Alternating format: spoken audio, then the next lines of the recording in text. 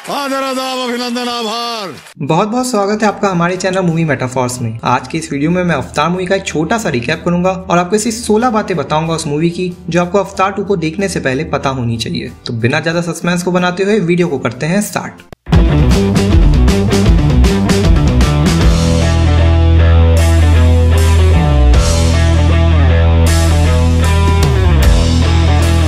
तो सबसे पहले ये जानना जरूरी है कि अवतार मूवी सन 2154 यानी कि 22nd सेंचुरी के मिड में सेट है और ह्यूमंस ने पृथ्वी के सभी नेचुरल रिसोर्सेज को खत्म कर दिया है, जिसकी वजह से वहाँ पे लाइफ बहुत दयनीय स्थिति में है और अब वहाँ पे रहना बिल्कुल भी फिजिबल नहीं है। ह्यूमंस को एक हाईली स्टेबल सुपर कंडक्टर अनोप्टिनियम के बारे में पता चलता है, जो कि अल्फा सेंट्री सिस्टम में स्थित पॉलीफीमस प्लैनेट के 14 मून्स में से एक मून पेंडोला में पाया जाता है। क्या बोला तूने? थोड़ा सा एग्जॉस्टिंग डिटेल था, बट क्या करें, जेम्स कैमरॉन की मूवी है। इस अनोप्टिनियम की कीमत $20 मिलियन पर किलोग्राम होती है। अनोप्टिनियम कुछ ऐसी मैग्नेटिक प्रॉपर्टीज भी शो करता है जो कि अर्थ के किसी भी सुपर कंडक्टर के पास नहीं है, जिसकी वजह से ये ह्यूमंस के लिए काफी वैल्यूएबल हो जाता है। पैसा ही पैसा होगा।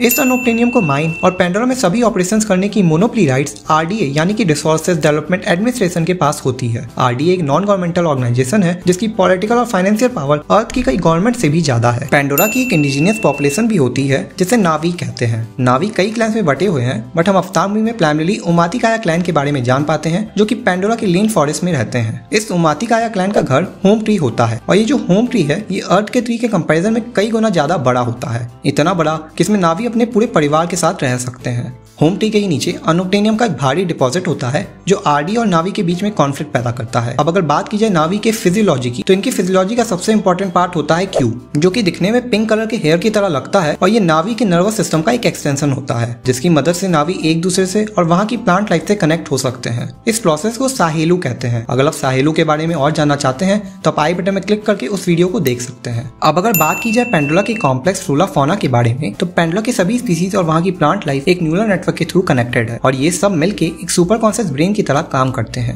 नावी ये मानते हैं कि पेंडोला के सभी जीव उनकी डायटी एवा का पार्ट है। एवा का मतलब होता है ग्रेट मदर और नावी इन्हें एक मदर गॉडेस की तरह मानते हैं। वो ये भी मानते हैं कि पेंडोला के सभी नेटिव के पास 2 लाइफ फॉर्म्स होते हैं, एक होती है उनकी बॉडी और दूसरी उनकी सोल। और सोल को वो एक तरह की एनर्जी मानते हैं जो कभी क्रिएट या डिस्ट्रॉय नहीं होती, बस एवा से बोरो की जा सकती है। एवा पेंडोला में सभी एनर्जी की सोर्स है और नावी का एवा से closest connection tree of source नाम की सीक्रेट जगह पे होता है। तो आप देख सकते हो कि अवतार यूनिवर्स की मैथोलॉजी कितनी वास्ट है और इसलिए ही मैंने इसी वास्ट मैथोलॉजी का कई वीडियोस में ब्रेक डाउन किया है। आप चाहें तो आई बटन में क्लिक करके वो प्लेलिस्ट एक्सप्लोर कर सकते हैं, जहां मैंने एवा, ट्री ऑफ सोर्स, पेंडोला न्यूरल नेटवर्क और ऐसे कई कॉम्प्लेक्स टॉपिक्स पे सेपरेट वीडियोस बनाए हैं। अभी जाने की कोई जरूरत नहीं है, इस वीडियो को पूरा देख लीजिए, फिर आराम से प्लेलिस्ट को एक्सप्लोर करते रहिएगा। हो सकता है कोई आपको ऐसा वीडियो मिल जाए जो आपको बहुत पसंद आए। आरडीए द्वारा ही एक अवतार प्रोग्राम की शुरुआत होती है। इस प्रोग्राम में नावी और ह्यूमंस का एक हाइब्रिड होता है, जिसे ह्यूमंस एक रिमोट न्यूरल इंटरफेस के थ्रू कंट्रोल कर सकते हैं। एक पर्टिकुलर अवतार को वही पर्टिकुलर ह्यूमन कंट्रोल कर सकता है जिसका डीएनए अवतार में मिक्स हुआ होगा। एक अवतार को क्रिएट और उसके ड्राइवर को ट्रेन करने का कॉस्ट लगभग $5 बिलियन होता है।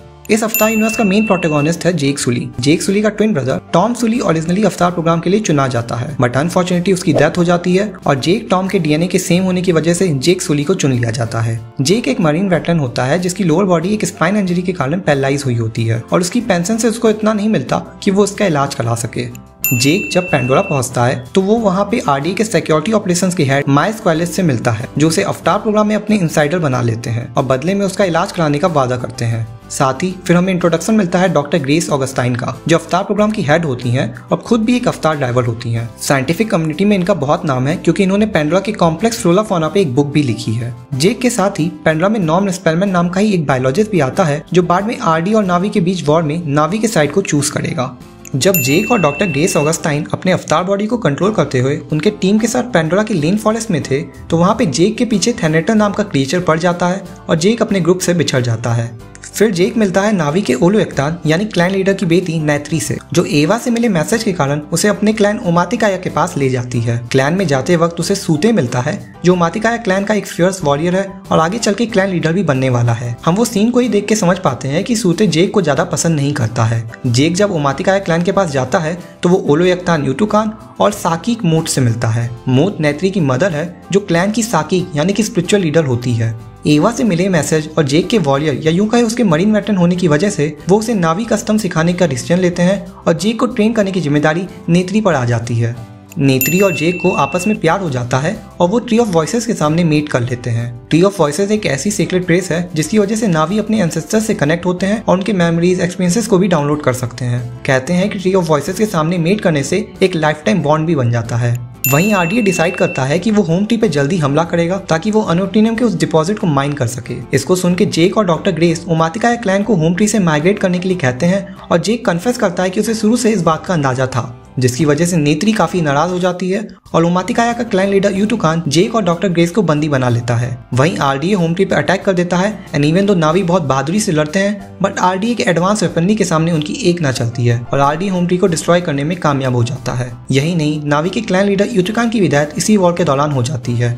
जेक और डॉक्टर ग्रेस का लिंक उनके अवतार बॉडी से टूट जाता है और आरडीए उन्हें प्रिजन में डाल देता है बट आरडीए में मौजूद उनके कुछ सपोर्टर्स के द्वारा वो छुड़ा लिए जाते हैं और डॉक्टर ग्रेस को माइस कॉलेज गोली मार के घायल कर देता है। वहीं जेक अब अपने आप को वापस नावी का वफादार साबित करने के लिए टोरुक माक्तू बनने का डिसीजन लेता है। टोरुक माक्तू की उपाधि उसे मिलती है जो नावी के सबसे खतरनाक क्रीचर टोरुक को लाइट करता है। टोरुक की बस एक वीकनेस है कि वो ऊपर ठीक से नहीं देख सकता और इसी का फायदा उठा के जेक उसके ऊपर जंप करता है और सक्सेसफुली टोरुक माक्तू बन जाता है।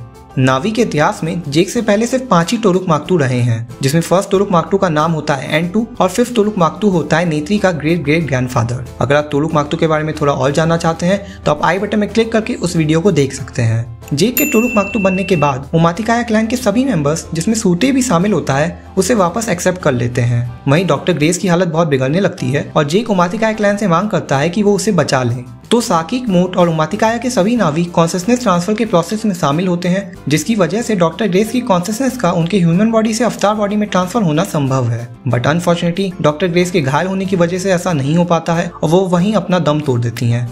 हालांकि वो मरने से पहले जेक को ये बताती है कि उन्होंने एवा को देखा और अब वो एवा के अंदर है। इसमें सबसे इंटरेस्टिंग बात यह है कि अवतार 2 में जेक और नेत्री की अडॉप्टेड डॉटर किरी के कैरेक्टर को वही एक्ट्रेस प्ले कर रही हैं जिन्होंने डॉक्टर ग्रेस के कैरेक्टर को प्ले किया था और जेम्स कैमरॉन के अनुसार किरी डॉक्टर ग्रेस के अवतार बॉडी से कॉन्सीव हुई है। तो हो सकता है हमें डॉक्टर ग्रेस की भी वापसी अवतार 2 में देखने को मिले। डॉक्टर ग्रेस के मरने के बाद जेक नावी के 15 क्लैंस को यूनाइट करता है और एवा से प्रार्थना करता है कि वो आरडीए को हराने में उसकी मदद करे। फिर मूवी के क्लाइमेक्स में आरडीए के साथ एक फाइनल बैटल होती है जिसमें जब आरडीए नावी पे भारी पड़ ही रहा होता है कि उसी समय एवा पेंडुला के सभी क्रिएचर्स जैसे कि थेनेटल, हैमलहेड, वाइपर वुल्व्स, इन सबको नावी को एड करने के लिए भेज देती है और अंत में नावी इस वॉर को जीत जाते हैं। नावी के साइड से सूटे की डेथ हो जाती है जो यूटुकान के मरने के बाद क्लैन लीडर बना था और ह्यूमंस के साइड से माइस कॉलेज की भी डेथ हो जाती है। हालांकि जिस एक्टर ने इसे पोर्ट्रे किया था वो एक नए रूप में हमें अवतार 2 में दिखने को मिलेंगे।